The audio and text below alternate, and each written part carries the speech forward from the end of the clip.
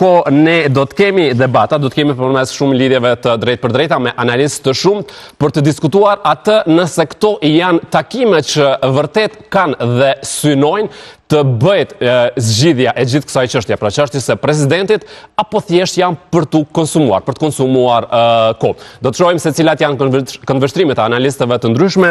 Do të jemi me Visardilin, me Valdet Hoxhën, Ali Sefaj dhe Xhevdet Smakiqin për të marrë opinionet nga të gjitha palët prej tyre për atë që do të kemi. Regjia, nëse jemi me dikë drejt për drejt, ma konfirmonim.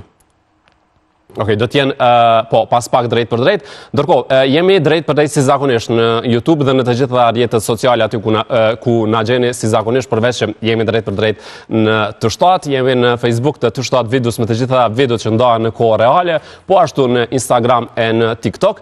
Dhe sot mes tjerash përveç atyre që i pat në kryetituj, do të kemi edhe një tematikë dhe një diskutim shumë interesant me një mjeshtër të meditimit për të folur për disa çështje të rëndësishme që besoj janë të vlefshme për të diskutuar në këto periudha kur si shoqëri jemi të mbushura me aktualitet politike, zhvillime politike, gjithandaj një atmosferë që shpesh konsiderohet të jetë edhe toksike në raste të ndryshme, por gjithsesi do të flasim për çështjen e meditimit, për çështjen e vetbesimit, fuqinë e vetbesimit e kështu me radhë dhe krejt në fund do të kemi edhe lidhje të drejtë për drejta për të diskutuar për zhvillimet që ndërlidhen me reality show-ta, që na pëlqeu ose jo, vazhdojnë të marrin vëmendje shumë të madhe. Jemi tani me Visarin dhe me Valdetin. Visar dhe Valdet, mirë se erdhet në Kosova Live.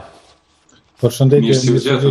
Faleminderit shumë. Do doja në fakt ta nisim me Visarin, nuk e kemi pasur moti në emision, është një lloj rikthimi, edhe Visar do të dëgjojmë për fillim për ato që çka pret prej këtyre takimeve. A janë vërtet takime që e kanë synimin për të bërë një zgjidhje të kësaj situate të presidentit, apo thjesht po shkon koha, po konsumohet koha deri tek kalohet ky afati që është dhënë? Amir, faleminderit shumë për ftesën, kënaqësi gjithmonë me qenë pjesë e misionit tuaj. E ditë një kohë nuk kemi arrit për shkak të angazhimeve të ndryshme me gjetë kohën e përbashkët për të qenë pjesë, po ja që sot në një kohë kaq të mirë me diell, po mendojmë që edhe takimi do të jetë pozitiv me Zotit Kurti dhe Zotit Abdigjiku. Uroj që të bien dakord, po si duket e vështirë apo jo? Po du me nisë me këtë pjesën që në politika asnjëherë nuk mundesh me marrë gjithë pushtetin dhe pa dyshim që Zoti Kurti me këtë element dhe besoj që duhet të ose është dashur ta nisë takimin me Zotin Abdigjiku. Qeverisja përveç se është përgjithësi, është edhe një farloj bare e bashkëpunimit, sepse në rast të kundërt ne e shohim për shembull sot krizën e naftës që është gjithandej botës, po dhe krizën ekonomike, sa shumë është barë ose dërgohet barë mbi Zotin Kurti dhe qeverisin e tij. Sikurse të ishte një bashkëpunim, problematika do të ndahej në dysh. Prandaj Zoti Kurti duke nisur nga kjo pikë, besoj që sot duhet të jetë pak më reflektues në takim me Zotin Abdigjiku. Tashmë, siç po thuhet nga shumë komentues, analist politik, e arritja që të ishte i ka të gjitha pozitat shtetërore, duke nisur nga kryetarja e parlamentit, ushtruesit e tyre së presidentit dhe qeverisja të cilën e udhëheq ai vet. Shumë e vështirë është nga takimi sotëm të dilet me një zgjidhje, se kemi parë edhe takimet e fundit para se gjykata kushtetuese në farë forme ta ngrinte parlamentin për një periudhë të caktuar. Nuk është që partitë politike kanë qenë të gatshme për një konsensus politik. Edhe sot duket qartë që nuk do të kemi, unë po shpresoj që mos jenë vetëm takime sa për sy e faqe dhe të tentohet pastaj të hidhet fajt e njëra palë ose tjetra, sepse pash prej sot çdo tentim që të hudhet fajt tjetrit do bie mbi lëvizjen vetvendose, sepse po sot lëvizja vetvendose i gëzon të gjitha benefitet ose themi i gëzon gjithë pushtetin në Republikën e Kosovës. Gjë që është po thua Visar që topi është te vetvendosja, te Kurti. Totalisht. ai sot e tutje topi është te lëvizjeve të vendosje. Ata dëgjojmë edhe avokatin sa për fillim dhe më pas natyrisht mund edhe të debatojmë dhe të përballni edhe idetë e analizat tuaja. Avokat, a mendon dhe a ki shpresë që vërtet ka një interesim për të arritur të një marrëveshje kësaj radhe? Unë po besoj që ka vetëm interesim dhe kam fjalën për zotin Kurti që të shkuarjen e zgjedhje mos t'i veshët si përgjegjësia e tij. Nuk ka vullnet për gjetjen e një zgjidhje, sepse kishte shansën i kandidoi dy figurën kryesore që ka pas tij, zotin Konjufsa, prandaj unë po besoj që janë manovrime taktike që të shkohet në zgjedhje sa më vonë, sepse zotit Kurti nuk i konvenon fillim qershori, kur nuk janë mërgjimtarët këtu dhe kur Vjosa Osmani është në vazhdën e një mikpritje, po e them kështu, të qytetare pas përfundimit mandatit të saj, po e shohim vizitat gjithandej vendit, fotografit, dashuria ndaj saj nga qytetarët, prandaj kjo e frikson zotin Kurti dhe nuk është i gatshëm që të hyjë në zgjedhje me një Vjosë në kulm të pranueshmërisë nga qytetarët dhe me një ribashkim të LDK-s eventualisht me listën Guxo apo listën çka do të qoftë që emëron Vjosa Osmani.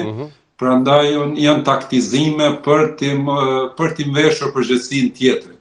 Pra unë besoj që vetëm janë blerje kohe dhe nuk do të ketë marrëveshje, zgjedhje do të kemi, a do të bëhen fillim qershor apo do të bëhet edhe një pyetje gjykatës kushtetuese që nëse i ndrojmë ta kandidat Konjufsën dhe zonin Mullçaku, a do të rrjedha fati prej fillimit, a kështu do të inskenohet një lloj pyetje me fillim. Pra, a thua ti që Kurti në një formë e ndjen një lloj frike nga Osmani? Absolutisht. Vetë mos kandidimi i zonjës Osmani, të cilin unë kam paralajmëruar 2 muaj para përfundimit mandatit saj dhe kam thënë që me qenë se nuk po përmend si mundësi zoti Kurti nuk do ta kandidoj, sepse zonja Osmani është një antipod i zotit Kurti dhe zoti Kurti nuk lejon diell tjetër afër vetës. Pra, zonja Osmani po flas në sytë e zotit Kurti, prej prizmit zotit Kurti. Do më thonë, është ekuivalencë e zotit Kurti në aspektin politik dhe vetëm si binom ata kanë rri 51%, prandaj kjo e frikson zotin Kurti, nuk dëshiron figura. Kur u pa Shpend Ahmeti të tjerë që po i afroheshin figurës Kurtit, ai largoi. Po, avokat, për të mos u kthyer shumë të kaluarën, sepse besoj që na pret një e ardhme e rëndësishme, dua pak sepse të marr në këtë që thata, në këtë linjë, nga Visari nëse ka një koment tjetër apo pajtohet me këtë që Kurti e ndjen e ka një lloj frike nga Osmani nëse shkohet në zgjedhje. Sepse po e shohim këtë dashamirësinë e njerëzve, do të thotë ndaj Osmanit është diçka e dukshme. Amir, është shumë e thjeshtë kalkulimi kësaj pune.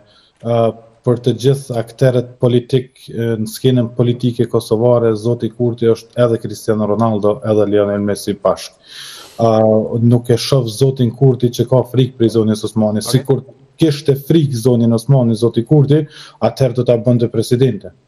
Ka një mënyrë, Visar, a ka një mënyrë që Osmani mund ta dëmtoj Kurtin? Dhe këtu po e lidh pak me një deklaratë që lexova sot, sepse tashmë pas përfundimit të mandatit të Vjosa Osmanit 5 vjeçar si presidente, pra është kjo pikpyetja, nëse do të ketë një rikthim në LDK ose do të vazhdojë me një parti të re. Dhe deklarata ishte me atë që Osmani mund të jetë propozimi për kryeministër të ardhshëm të Kosovës nga Lidhja Demokratike e Kosovës. A e sheh një mundësi të tillë apo jo? Shiko, këtu është një problematik tjetër pastaj, sepse Lidhja Demokratike e Kosovës në mbledhjen e fundit, të cila ishte për mosbesim ndaj zotit Abdigjiko, ishte 49% kundër 51% pro. Nëse nuk gaboj, këtu ishte një përqindja. Tash mbi gjysa ose prafërsisht gjysma e partisë, ai 49% janë njerëz të cilët janë kundër zotit Abdigjiko dhe besoj plotësisht se do të jenë njerëz që do të jenë kundër zonjës Osmani që t'jetë pjesë e LDK-s në çdo lloj forme. Unë më shumë këtë mos votimin e zonjës Osmani si presidente në këtë situatë e shoh taktizim me zotit Kurti dhe zonjës Osmani, sepse kemi pa tashmë opozita një farformi e mbështet totalisht e zonja Osmani, e po harrojnë që zonja Osmani edhe kryeparlamentaren, po edhe presidenten e ka marrë si shkak pasoj e mbështetjes së saj tek zoti Kurti.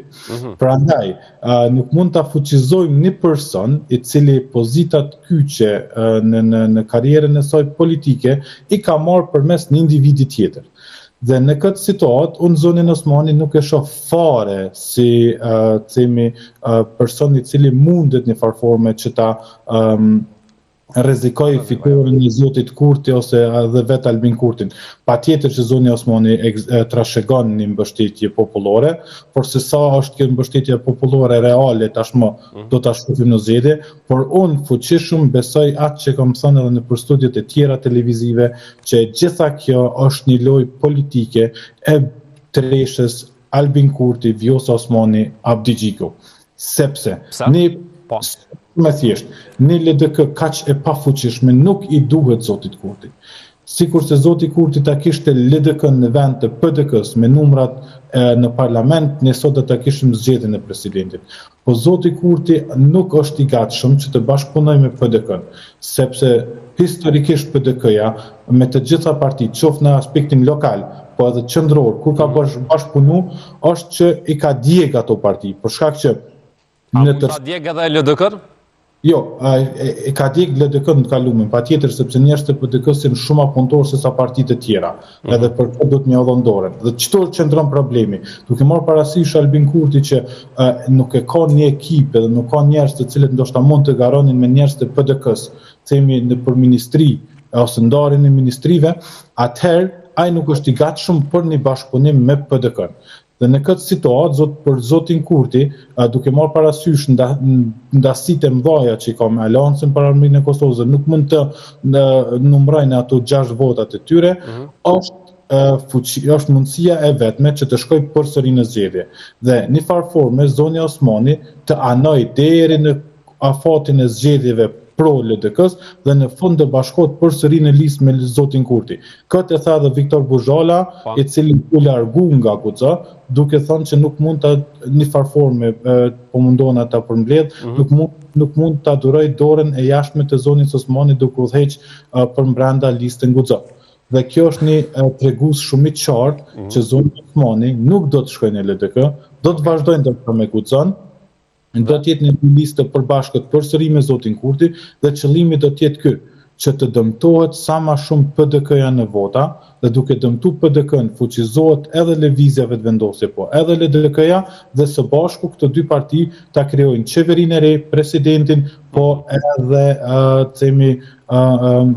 kryeparlamentarin, pastaj do të ndahen në 3, domethënë mes këtyre 3 personave. Ky është mënyrimi dhe analiza ime. Se ndonjëherë analistët kritikojnë, po sa më shumë analist, aq më shumë këndvështrime, interesant kjo. Dhe dua ta pyes avokatin nëse e shën ndonjë mundësi që atje në horizont prap Kurti dhe Osmani të bëhen bashk si dikur?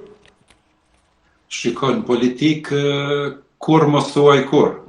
Prandaj nuk është e pamundshme që Vjosa Osmani të rikthehet si presidente, por në tjera konjunktura. Pra, ndoshta përmes një liste. Cilat mendoni që mund të jenë tjera që mund ta bëjnë këtë rikthem? Për shembull, qoftë ribashkimi me LDK-n, ribashkimi klasik, apo qoftë përmes një liste dhe një bashkëpunimi koalicioni parazgjedhor, gjithmonë me LDK-n, eventualisht edhe një liste përbashkë me AK-n, dhe prasaj rikonfirmimi një fuqie solide politike dhe të një bashkëpunim pastaj bashkëqeverisje me VV-n, sepse me gjasë sërish do t'jetë VV e parë, por jo në këto shifra, prandaj imponohet një koalicion dhe propozimi i partnerit koalicionit zotit Kurti pastaj mund t'jetë Vjosa Osmani.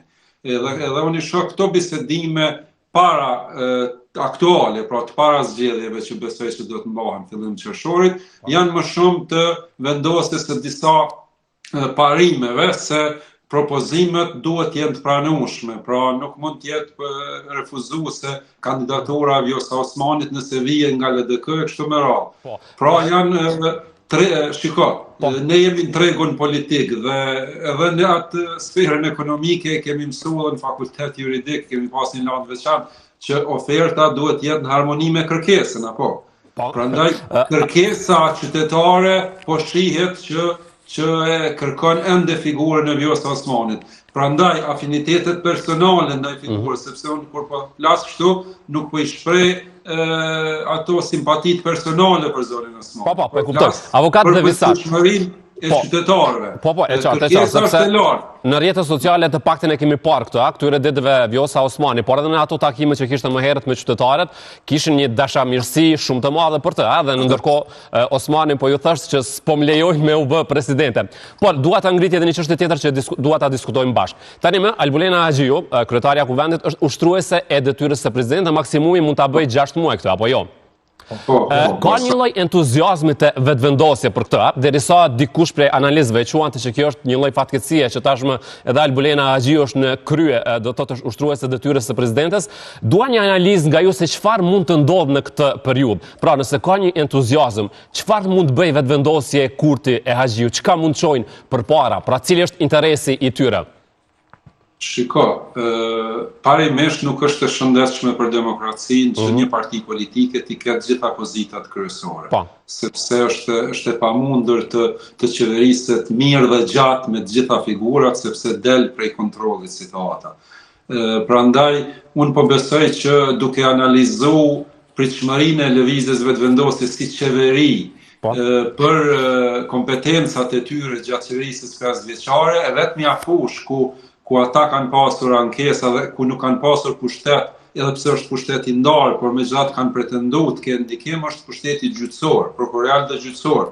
Prandaj unë po besoj që në këtë segment ndoshta lidhet entuziazmi i disa qoftë analistëve apo militantëve apo aktivistëve të VV-s në kuptim të gëzimit për marrjen e kësaj pozite nga zoni Haxhiu, sepse presin dhe mund të ndodhë realisht që të hapet konkursin nga Këshilli Prokurorial i Kosovës, sepse e pam që perceptimi për kryesuesin e Këshillit ishte se ka pasur një familjare kandidate për deputete nga lëvizja e vetvendosjes, pra e lidhin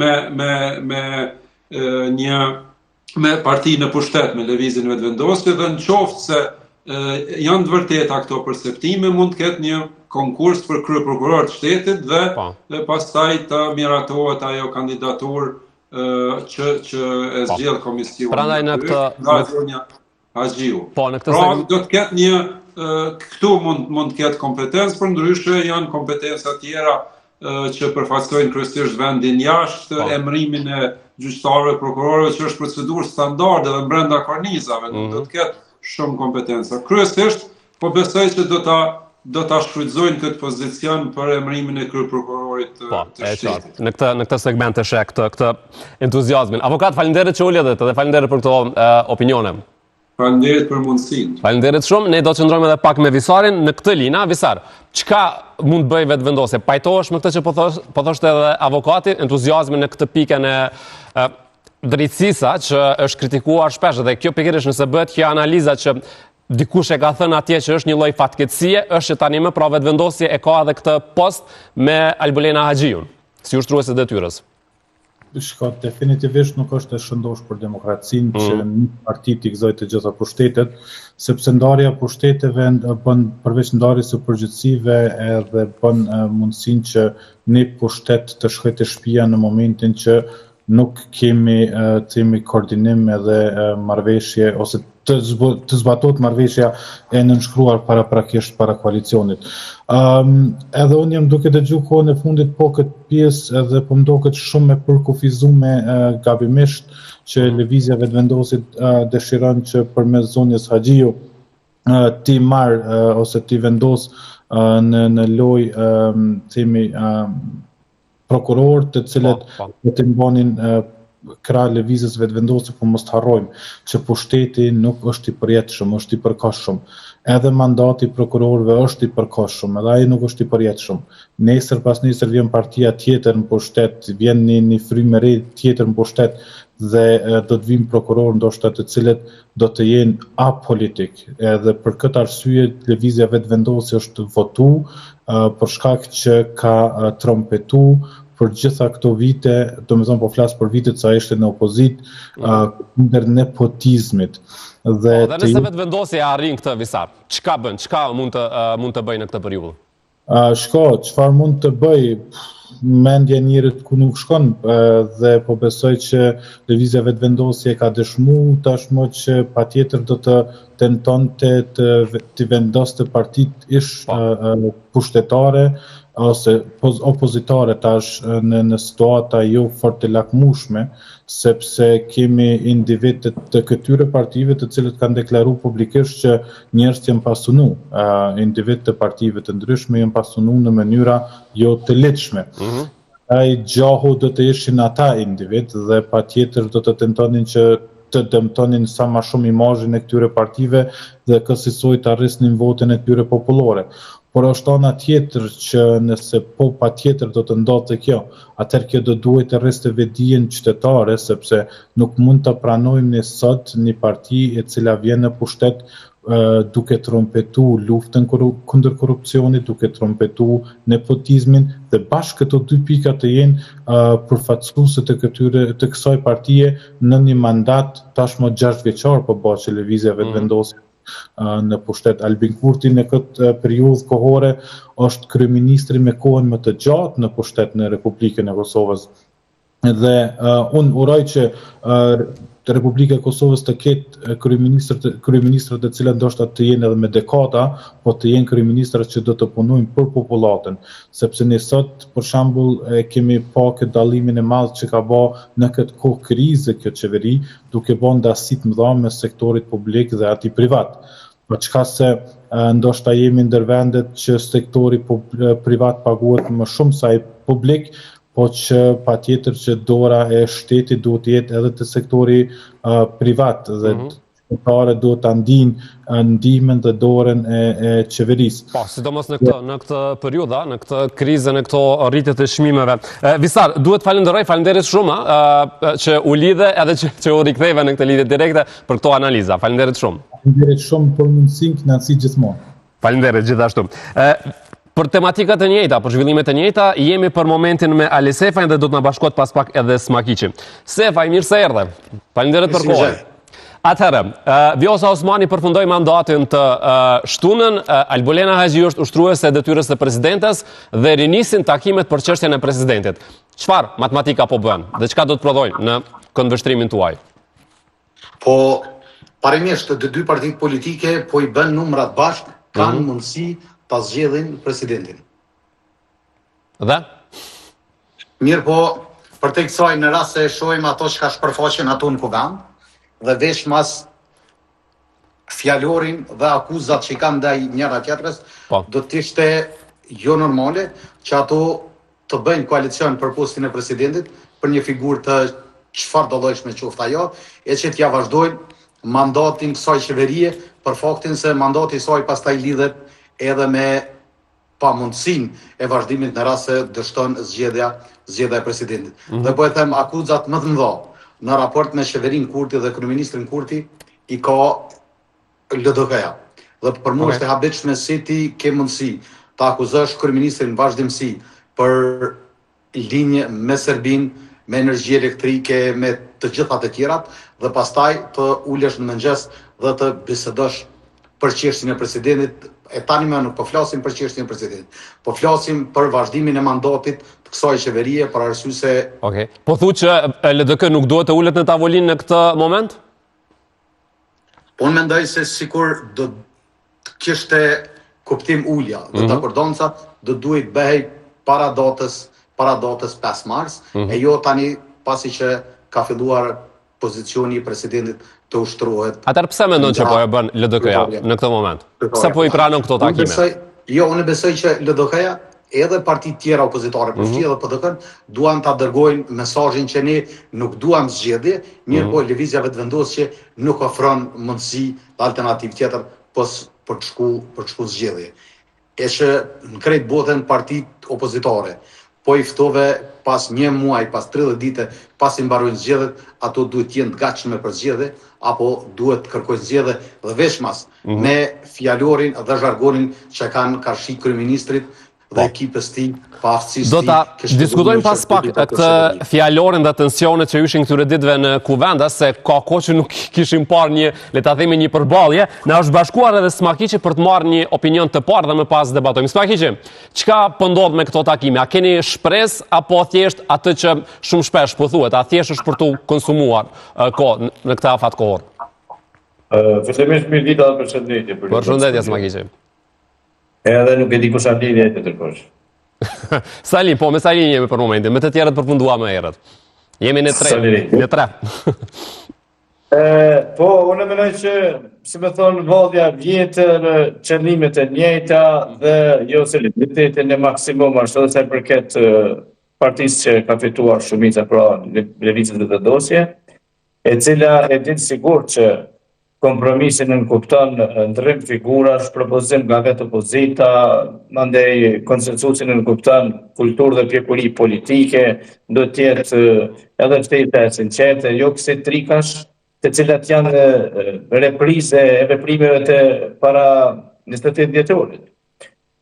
Pra janë edhe reprize, edhe pas 28 vjetorit, kur humbi afati 30 vjetorit, dhe situata shkojnë në gjykatën kushtetuese, dhe u po aty që edhe përkundër që presidentja që iku kishte vepruar në pajtim me 186 paragrafi 2, prapë ju dha një mundësi me 82 dhe 34 ditë, por që këtu janë lojrat të njëjta, qëllimet janë shkurja në zgjedhjet e jashtëzakonshme, por që të fajtësohet LDK-ja dhe Partia Demokratike e Kosovës. T'ju pës diçka, se nëse ka një pyetje që është bërë shpesh në gjithë këtë periudhë krize për çështjen e presidentit, ka qenë nga këto takimet. Pse asnjëherë nuk ka pasur një emër nga opozita, dhe në këtë pikë besoj nuk e dini se keni qenë edhe ndonjëri nga ju, po analistët në përgjithësi e kanë pasur një kërkesë të vazhdueshme, madje dikush e kishte edhe si një lloj lutje nga opozita që të vendosnin të merreshin vesh dhe ta propozonin Ramush Haradinaj për president. Pra, pse nuk pat një emër, pse nuk pat një propozim, pse nuk pat një marrëveshje nga opozita në këtë periudhë të krizës? Për arsye se ftesat dhe taktikat apo metodologjia e Albin Kurtit është që t'i fajsoj partitë opozitare për bllokad kushtetuese dhe institucionale. Fajsoj edhe për këtë, që s'ka pasur vetëvendosje i fajson për këtë, s'ka pasur asnjë emër. Pse Albin Kurti nuk del me thonë që 57 deputet lëvizjes vetëvendosje i kanë dorëzuar në shkrimet, i keni të gatshme dhe ja dorëzojnë opozitës, që opozita pastaj propozojnë një president dhe një kundërkandidat që në 3 raunde të votimit të mos ketë dominim me numra, pra sepse këtu është një taktike fshehur që nëse shkojnë me një propozim opozita, në raundin e tretë fare nuk i duhet opozita Albin Kurtit dhe ai mund ta bëj edhe kontrakt mund ta bëj presidentin, se mund ta eliminojë edhe vetë Glaukon Juksën. Prandaj nuk është sinqert, nuk është serioze, s'ka prikuri politike. Sikur Albin Kurti dëshiron kompromis apo konsensus shtetëror dhe kushtetues, siç e kërkon 2/3, pra rundi i parë dhe i dytë, atëherë duhet 57 në shkrimet në mënyrë transparente t'ia dorëzoj opozitës, të gjitha partive politike dhe t'ju thotë sillni propozimin për president dhe kundërkandidatin për president që të jetë pra që kjo është konsensuese. Po, Sefaj, do të kur ti shkoj në një takim, a nuk do duhej të kishte një emër, se pikërisht nga kjo studio para disa javësh, deputet nga lëvizja vetëvendosje, këtë kritike kishin vazhdimisht, po opozita s'ka dhënë asnjë emër në këto takime. Po, edhe nëse opozita do të jepte emër, thjesht do ta legitimonte lojën apo vallën që pretendon Kurti, për arsye se numrat e opozitës janë të pamjaftueshëm për të fituar votat e mjaftueshme kandidati opozitës. Dhe në rast se nuk janë të dy kandidaturat e opozitës për president ngar, ne flasim vetëm për një lojë cilën duhet të marrin pjesë gjithë e të tani më fituesi dihet. Thjesht në rast se qeveria dëshiron që ta ketë mbështetjen e opozitës dhe ta votoj kandidatin e opozitës, atëherë Ramush Haradinaj do të ishte zgjidhja më e mirë. Mirë po do duhet të tërhiqeshin 2 kandidaturat e opozitës dhe të garantonte dikush që detyrimisht Ramush Haradinaj apo nuk besoj që ka figurë tjetër që në rast se do të zgjidhej, do të ishte figurë reprezentative dhe do të mund të përfaqësonte unitetin e popullit. Në rrethona të tjera, përveç Ramush Haradinaj, këto figura të tjera të partive politike që mund të largohen, është më mirë të votohet Glauko Njufca, bile të paktën e dinë që të 3 opozitat formalisht i takojnë lëvizjes vetëvendosje, e jo që të gjendet një njeri thjesht po e marrim si presidenti i Shqipërisë Bajram Begaj, e që është më pak se sa në tërë përkundër kualifikimeve dhe vlerave që i ka si njeri, mirë po karshi pozicionit që mban është minimalist. E qartë. Duhet thënë që takimi sot mes Kurtit dhe Abdigjikut po hyn tani më në orën e dyta dhe nuk e di nëse për Smakishin kjo është një lloj shenje që ka diçka më serioze kësaj radhe dhe mund të ketë mbase një marrëveshje, një dakordim.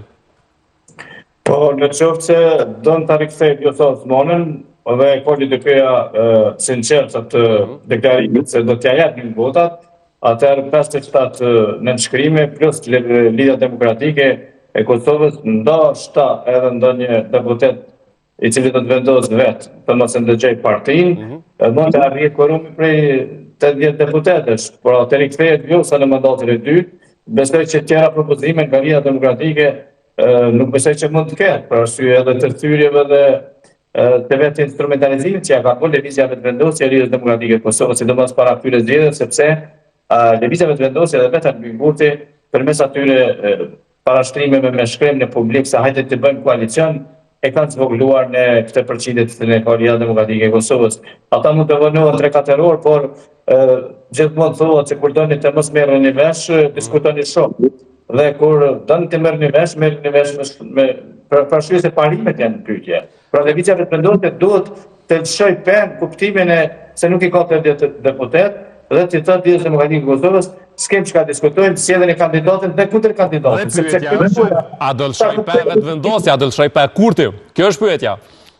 Publiku do ta kuptoj se këtu nuk është pyetje vetëm një emër, po janë pyetje që i gjithë procedura zgjedhjet presidentit, 2 rande dhe rande e tretë me 61 votash, duhet të jetë edhe kundër kandidatit propozuar nga opozita me qëllim që të kemi një president mbi palët.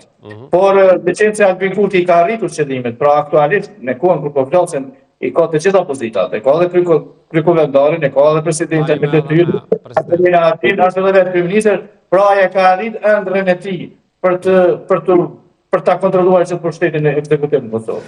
Atëherë, në këtë pikë të kësaj analize që po e bëni, vjen kjo pyetja, po çka po bën opozita dhe a mund të jetë në fakt Vjosa Osmani një opozitë e fortë e Kurtit, çka mund të ndodhë me Osmanin gjatë këtyre ditëve, tani më kur mandati ka përfunduar? Po Vjosa Osmani siç duket, a më bën pyetjen mua sipër. Po, kalojmë tani edhe te Seva, patjetër se do të kemi kuande. Okej. Po, unë mendoj që Vjosa Osmani tashmë është kthyer shtetorëve, mund të jetë një opozitë, sepse ideja të dobësit për brenda të cilat publiku nuk i ka parë, por dhe mund të bëhet antipodi kryesor i Albin Kurtit, e kam thënë e rifleksoj për shkak të politikës së jashtme, respektivisht lidhjes me Shtetet Bashkuara të Amerikës, me Perëndimin, me Bashkimin Evropian, ku Vjosa Osmani ka qenë edhe mund të themi deri diku në suksesme, por edhe kanë mbajtur lidhjet sidomos me aleatin tonë kryesor, e cila na i garanton edhe kufit, na garanton edhe lirin, por edhe na ka ndihmuar në ndjenjë për datin për Albin Kurtit, i cili shuhet për degradat e tij anti-amerikane dhe shuhet edhe vetë Shtetet Bashkuara të Amerikës se kanë shuar komunikata në publik se nuk i besojnë si partner për ta udhëhequr Republikën e Kosovës. Dhe me që e thatë këtë, Sefa gjatë këtyre ditëve ka pasur shumë deklarata pas përfundimit të mandatit të Vjosa Osmanit së presidente, madje deklarata nga deputetët të huaj, dhe një prej tyre ishte që Kosova ka bërë një gabim të madh që ka lëshuar Vjosa Osmanin në këtë periudhë. Po, në këtë periudhë që është edhe në arenën ndërkombëtare, ky konflikt SBA-Iran, që më pas vëmendja është diku tjetër, pra dhe nuk është gjithë vëmendja te Kosova. Po dëgjoj Sefaj, a kemi bërë shumë gabim apo jo? Dhe çka mendon që do të bëjë Vjosa Osmani në këtë periudhë? Kosova ka bërë gabim që i ka dhënë shumë fuqi politike një subjektit politik. Presidenti i Kosovës përveç funksionit ceremoniale që i ka pak mundësi të ndikimi, si që kemi pa në atë gjatë gjithë procesit, mund të ketë paraqitje të mirë në ndonjë takim bilateral që mund të jetë dikon apo ndonjë konferencë, siç ka qenë Vjosa Osmani, po këto më shumë i përngjajnë ty në farë ceremonive, solemniteteve, si të shkosh në dasëm tek dikush, mirë po praktikisht ne nuk kemi parë as vizitat të Vjosa Osmanit që është prit në shtëpinë e bardhë apo në ndonjë nivel. Okej, a ky pyes diçka me as sa mbaj mend, nga analizat e diskutimet e shpeshta që kemi pas për Vjosa Osmanin sa ishte në krye të shtetit, ju keni qenë kritik. Por a mund dy gjëra, secili prej jush, nga një diçka pozitive të Vjosa Osmanit, se gjithsesi ka pas diçka, të paktën në arenën ndërkombëtare nuk është që nuk ka pasur një vlerësim të madh për prezidentin. Në rast se krahason me Albin Kurtin, padyshim që paraqitjet e saj aty ku ka pas mundësi, aty ku ka qenë ftuar. Paraqitjet mediale i ka pas të mira. Mirë po në rast se është në aspektin e mbrëmshëm, e kalon vendin pa krye prokuror që pothuajse bëhen 4 vite. Ka qenë presidente polarizuese, edhe për arenën ndërkombëtare. Thjesht nuk ka përfitu Kosova ndonjë benefit si rezultat i angazhimit të saj, sepse ne flasim edhe për bordin e paqes, mirë po në bordin e jashtëquajtur bordin e paqes, se s'mund të jetë bordi i paqes. Po heqja e masave të bëhes nga për shkak të kujt u bë? Përdro? Heqja e masave. Unë mund të them që heqja e masave edhe ka ardhur si rezultat i tërheqjes së Kosovës në vazhdimsi nga presionet cilat ne i kemi pas, mirë po kthimi i kryetarëve të komunitetit serb. Në komunat veriore ka qenë arsyeja kryesore dhe dorëzimi i kompetencave, për arsye se për atë është penalizu Kosova. Mund të ketë qenë një lloj facilituesi, mirë po them, sikur të ishte angazhimi i tyre, do të mund të kishim impakt më herët, jo që të kaloj pothuajse një mandat e ne ti kemi ato mosa. Thjesht mosat nuk kanë qenë të vendosme përhershme, po kanë qenë përkohshme dhe me kthimin e normalitetit, siç e ka thënë Bej në veri, dorëzimin e pushtetit tek kryetaret që e përfaqësojnë komunitetin shumica atje, janë pjekur kushtet që Kosovës t'i heqën sanksionet. Po, Smakiqi, diçka të mirë që i ka ndodhur Kosovës në këtë periudhë dhe që ju ja referoni dhe ja dedikoni Vjosa Osmanit. Po, unë e definoj kështu Vjosa Osmanin. Në politikat e brendshme të Kosovës, pra ka qenë një notere dhe servile e kryeministit, pra si që tha zoti Sefaj, duke lënë Kosovën edhe pa krye prokuror, ndërkohë në politikat e jashtme, si shefi i shtetit, mendoj që ka qenë një avokate e fortë e Republikës Kosovës, që ka ruajtur aleancën pra dhe partneritetin e Kosovës. Pra, do ta përcëris? Jo, vazhdo në rregullime, vetëm po kërkoja që të ishim dalje me ju, se Sefaj veç po dëgjon. Në rregullime. Po, do të thotë që në politikat e jashtme ka qenë avokate e Kosovës, e ka ruajtur dinjitetin dhe sovranitetin, dhe nuk ka qenë servile Albin Kurti, sepse po ta dëgjonte Albin Kurtin, marrëdhëniet e Kosovës me Shtetet Bashkuara të Amerikës dhe me Shtetet Aleate ndoshta do të ndërprisin komplet.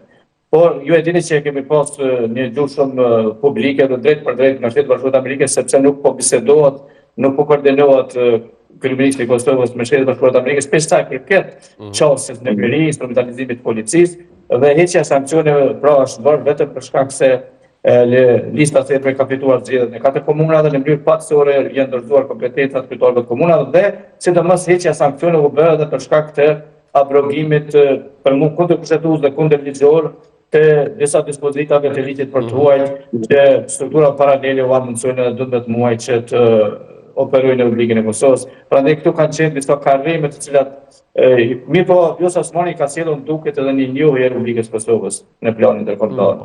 Nuk do të jam. Po dua t'ju pyes kështu, sepse këto zhvillime të fundit që kanë ndodhur kanë tek njohjet ka kontribuar. Mos i mbesim bërç, tek njohjet ka kontribuar sepse ne mund të jem ju mos dakordues, për shumë çështje që ka ndodhur, mirë po për meritat aty ku i ka, ne duhet t'ja njohim, ndërsa kalimi i saj tani në garë elektorale e bën garën dukshëm më interesant, për arsye se njerëzit e saj dhe ajo e ka fjalorin e Albin Kurtit, thjesht kemi të dy anët e një monedhe dhe kemi për të pa ballafaqim tashpër në mes militantëve që përdorin fjalor jo etik në sferë publike. Po, dhe kur jemi të këto të mira Sefa, ja pavarësisht këtyre ndasive politike e opinionet të ndryshme, natyrisht ajo fotografia e të shtunës sa se pash që shumë po e komentonin dhe ishte e shpërndar, ku shihej Osmani derisa po e kalonte pra detyrën tek Albulena Axhiu, dy gra, ishte e rëndësishme, si fotografi për ne si shoqëri dhe për atë që ku jemi sot. Dua t'ju pyes kështu. Jo, më fal, vetëm tu dua të them, ne kemi pa dorëzimin e pushtetit nga Tifeteja Jaga tek Hashim Thashi, si presidenti i Kosovës. Na po flasim sikur ka ndodhur diçka për herë të parë. Jo, ishte çështja te pozita e grave, e grua sot që është, pra, kjo është çështja. Domthon, na flasim për pushtetin e dorëzuar nga një grua në përfundim të mandatit dhe flasim në marrjen e pushtetit, të ushtrimit të detyrës, nga një grua e cila partia e saj politike e ka dështuar zgjedhjen e presidentit dhe e ka lënë vendin, apo për emrin e saj Kosova ka mbetur një vit pa institucione. Po e thasha që pavarësisht ndasive politike për atë fotografinë dhe rëndësinë, por dua t'ju pyes kështu. Për shkak të zhvillimeve që kanë qenë, edhe këto seancat në kuvend kanë qenë shumë të rralla, por në atë të fundit çka pam është që pat një lloj tensione dhe duket sikur mbas të gjitha këto zhvillime që po ndodhin, ka një lloj tensioni mes opozitës, të paktën edhe nga ana e tyre, por edhe nga sepse kishte reagim edhe nga Gorvalla në anën tjetër që po i drejtohej Haradinaj po ashtu me gjuhën për të cilin edhe u kritikua. Si e pat këtë tension dhe në fakt çka parashini që mund të ndodhë tutje në këto përballjet, opozit? Po fatkeqësisht opozita është edhe numerikisht e vogël, mirë po edhe kualitetin apo angazhimin e deputetëve. Për opozitbërje e ka të vogël, ne i shohim rreth 10 deputet që janë aktiv dhe që janë në nivelin e dëshirueshëm. Mandej flasim për pozicionin e qeverisë që Albin Kurti fatkeqësisht Sahari duhet të konfrontohet me opozitën, i zgjedh gratë, t'i vë në formacion të parë, në mënyrë që të tjerë të stepen të mos ta kenë nivelin e komunikimit apo dialogut për shkak të mirësjelljes që mund të kemë nga tradita jonë që kemi në raport me gratë, e që kur ato bëhen pjesë institucione publike, pastaj ato nuk përfaqësojnë gjini, qoftë në qeveri, qoftë në kuvend, mirë po ata përfaqësojnë pozitën e deputetit dhe të ministrit. Çfarë themi? Donika Gorvalla është ajo që është, e cilën edhe Ivica Dashish e ka falendëruar në Këshillin e Sigurimit për mbështetjen që i ka dhënë ngritjen e akta akuza ndaj krerëve të ushtrisë shkrimtare të Kosovës. Sefaj, faleminderit që u lidhe, do ta dëgjojmë në këtë edhe Smakiqin dhe do ta përmbyllim në të. Faleminderit shumë Sefaj. Smakiqi, si e pat atë tensionin në kuvend atë ditë? Po edhe opozita tashmë besoj që ka ndruar çështje përballë lojrave dhe taktikave dhe shpërdorimit që po i bën fitores së zgjedhjeve lëvizjeve të vendosje. Opozita ka plotësisht të drejtë ta kundërshtojë pushtetin për shkak të çështjes ndaj mediave, ndaj gjykatës kushtetuese, ndaj sistemit të drejtësisë, sepse janë të gjitha lojra dhe taktikat të cilat nuk janë të sinqerta dhe nuk janë të vërteta për ta forcuar studimin e ligjit, por për të shpikur armiq dhe me të drejtë unë këtu në këtë rast edhe pse gjua ka qenë jashtëzakonisht e ashpër, zoti Haradinaj ka qenë drejt për sa i përket zbulimet e një armiku të ri që Albin Kurti po e bën për foncat e tij të Facebookut dhe me këto metoda deri më tani ai ka fituar zgjedhjet, pra duke sulmuar herë prokurorin, herë opozitën, herë pushtetin kishte të kaluar dhe tashmë e ka zbuluar një armik që janë mediat dhe portalet që nuk është e vërtet. Prandaj ka qenë një mënyrë humbje e durimit nga opozitës, por edhe duhet të kthehemi të gjithë, sepse Albin Kurti ka fituar zgjedhjet të punoj dhe jo të sulmoj mediat dhe të sulmoj sistemin komplet të kushtetues, gjykatën kushtetuese, prokuror. Në fakt në secilën pala ditë që kishte nisur nga Kurti me këtë sulmin ndaj mediave, nisur me gjuhën e Ramush Haradinaj, me pas edhe reagimin e Donika Gorvallit, për secilin prej tyre ishin kritikat dhe ato për atë që ndodhja në tension sipër të paktën në këtë përballjen e Ramush Haradinajt me Gorvallën. Avokat, faleminderit që u lidhe dhe që dhatë edhe këto analiza sot në atë se çka mund të ndodhë në këtë situatë që jemi për momentin. Faleminderit shumë. Shikues të nderuar, kemi qenë me lidhje të shumta dhe me opinione të shumta për atë çka mund të ndodhë me çështjen e presidentit, derisa takimet po vazhdojnë me Kurtit dhe Abdigjikut. Kemi qenë drejt për drejt me gazetarin ton nga Kuvendja, i cili tregoi që në kalim me sipër Abdigjiku ka thënë se do të deklarohet për mediat pas takimit dhe që tashmë takimi ka hyrë në orën e dytë, ndërkohë nga ana e Kurtit nuk ka pasur ndonjë prononcim, po presim që kjo të ndodhë pas takimeve, derisa është momenti ne që të kalojmë tek dy lajme të tjera që vinë, të dy lajme që vinë nga një nga kronika e Zeza, dhe kemi këtë tragjedinë në Austri, që një shqiptar nga Kosova vret ish bashkëshortën, e keni në gazetën Express, do të japim disa detaje. Pra sipas mediave austriake, burri ishte austriak me rënë nga Kosova. Një krim i rënd ka trënditur Austrin, ku një grua 38 vjeçare është gjetur e pajet në oborë në një shtëpie me lëndime të rënda në kokë. Sipas raportimeve, viktima ishte shtetase serbo-kosovare, ndërsa i dyshuari kryesor është bashkëshorti i saj, nga i cili ajo jetonte e ndarë, transmetojnë mediat. Sipas mediave, gjithmonë sipas këtyre raportimeve, gruaja pra ishte nën e 4 fëmijëve, derisa burri ishte pra është 47 vjeç. Hetimet janë në vazhdim dhe autoritetet pritet të publikojnë detajet e tjera, derisa po ashtu informacionet thonë se policia ka reaguar më njëherë dhe është arrestuar kosovari. Kemi edhe një lajm tjetër, të i cili kalojmë. IPK arreston një polec të dyshuar për dhunë ndaj gruas, ndalohet për 48 orë dhe suspendohet nga puna. Inspektorati policor i Kosovës ka arrestuar një zyrtar policor që dyshohet për dhunë në familje. IPK ka thënë se ka pranuar mbrëm informacione lidhur me dyshimet se një zyrtar policor jashtë detyrës zyrtare në PE ka kryer veprën penale dhunë në familje. Kështu, hetuesit e departamentit të jetimeve të IPK-s u angazhuan për të arrestuar. Ja ku e keni edhe në gazetën Express. Me njëherë pas pranimit e informacionit, hetuesit e IPK-s i janë përgjigjur thirrjes, duke intervistuar viktimin e këtij rasti, bashkëshortën e tij. Pas disa veprimeve fillestare hetimore, është konsoliduar dhe prokurori kompetent edhe zyrtari policor me vendim të prokurorit i është caktuar masa e ndalimit për 48 orë, thuhet në njoftimin. Lidhur me rastin si pjesë e procedurave administrative dhe hetimore, IPK ka thënë se zyrtari policor është suspenduar.